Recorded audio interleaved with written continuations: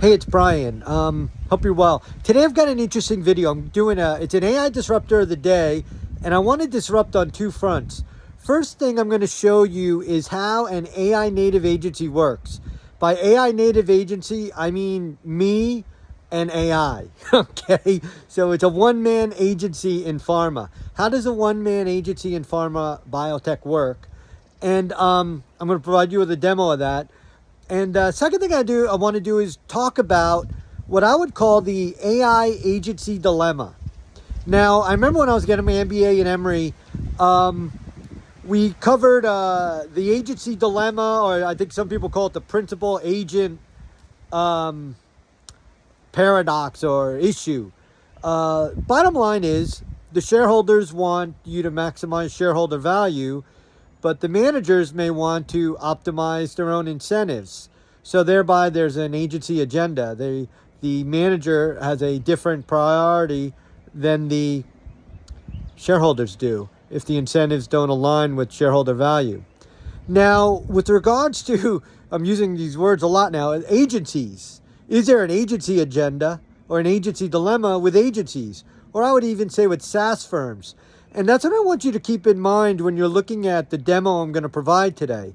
Because a lot of the things that I'm sharing with you are disrupting the agency, the marketing agency, MedCom agency workflow, and also, or not even the workflow, more so the revenue ops, and also SaaS models.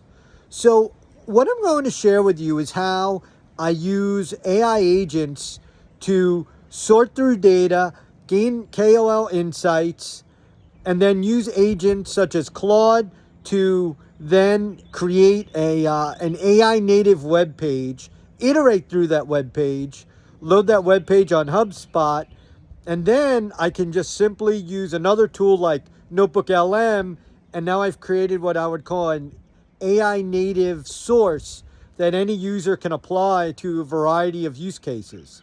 Whoa, what did you just say, Brian? All right, let's get down to it.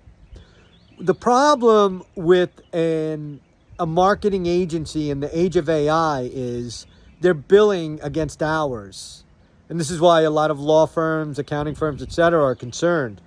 When AI automates those tasks and does things in minutes that used to take hours or days for people, those hours are no longer included in their revenue expectations. And I think the disconnect is in pharma, the leadership doesn't fully understand what's capable to a one-man or one-person native AI agency like I'm doing. They don't know what's possible. So they're afraid to make changes. Also with SaaS, back in the day, it took a lot to develop, to go from concept to reality with the web. Now it doesn't take that much. You could use an MCP server, or what I'm going to do today for the demo is I'm just using CSV uploads. I'm just loading up CSVs and I'm creating content-rich data on clinical trials in oncology. Content-rich data on clinical trials in oncology.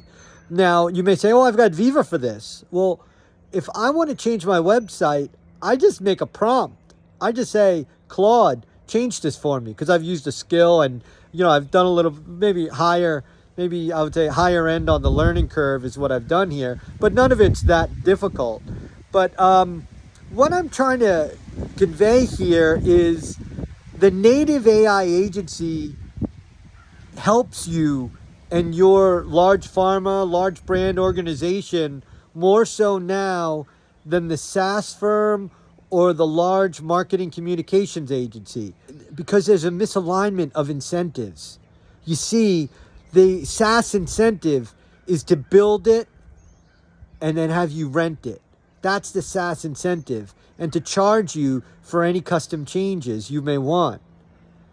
The marketing agency or MedCom agency is to take what you want and bill against that using humans, right? I mean, that's what they're doing. They're giving you billable hours. So when you're looking at like an AI workflow, or today what I'm demoing is a Claude skill that I created as an AI native agency, I created that skill because I need to get stuff done. And the skill is going to help me do it without having to outsource this or offshore this. You see, when your business is offshoring, as in a lot of SaaS companies, you really don't want AI skills because this is how you make your money. This is what makes you special. And if you're a marketing communications agency, you really don't want AI skills. You want people skills because you're billing against those hours. What are the billable hours against a Claude skill that does something in 5 minutes? I don't know, but I know that's disruptive. So this is my AI disruption of the day. All right. Now, let's get into the demo. Okay. So what I did here was, first case, I've got a tool that allows me to curate data from major conferences from X or Blue Sky and bring those into a database. So I've demoed my MCP server in the past. Now what I'm doing is I'm just showing you a CSV download. So I pick a clinical trial, PATINA. It's a very important clinical trial in breast cancer. So I downloaded PATINA, and you could say each row is a tweet, okay? And each tweet has some metadata, some sentiment, the text, the author, whoever retweeted it, the US doctors with their open payments IDs. All that metadata is included in a row, just to give that to you. And what I did was I just created a skill in Claude that allowed me to upload a CSV file and output a website. Not just any website, an AI native website where I could just upload the code to HubSpot and deploy it. Okay, now what do I mean by an AI native website?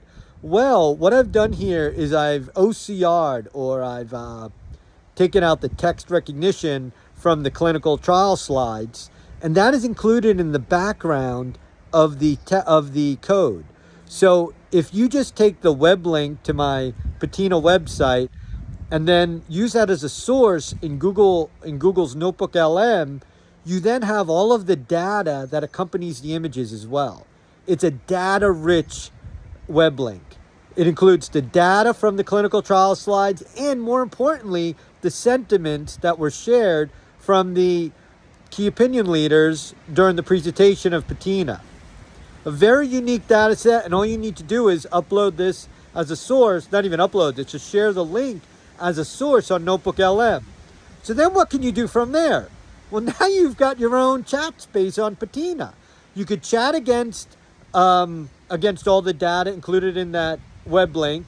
You could upload some other YouTube videos where KOLs are discussing the PATINA trial. You can upload the link to the New England Journal of Medicine article as well.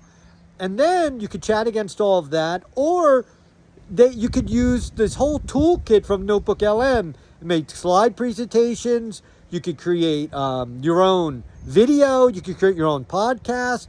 You can create your own infographics to share. You can create your own report. You can even edit now the slides within Notebook LM.